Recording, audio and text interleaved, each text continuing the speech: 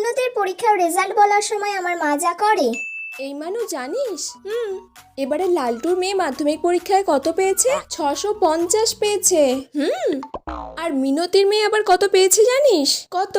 675 পেয়েছে। বাবা, ও আবার ওর থেকেও তো বেশি পেয়েছে। কত ভালো করে পড়াশোনা করেছে বলতো। খুব ভালো নাম্বার পেয়েছে তো। এরা তো বেশ ভালোই পেয়েছে। ভালোই তো।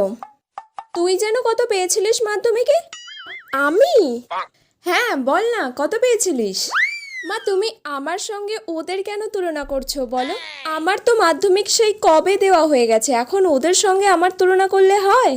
আরে বল না, তুই কত পেয়েছিলিস বল। ওই তো ওই রকমই পেয়েছিলাম। জানি তো, ওদের ধারে কাছেও তুই যেতে পারিসনি। আরে হ্যাঁ, আমি ওই রকমই পেয়েছিলাম। আরে বলে যা কত পেয়েছিলিস। ওই রকমই পেয়েছিলাম। এই পালাচ্ছিস কোথায়?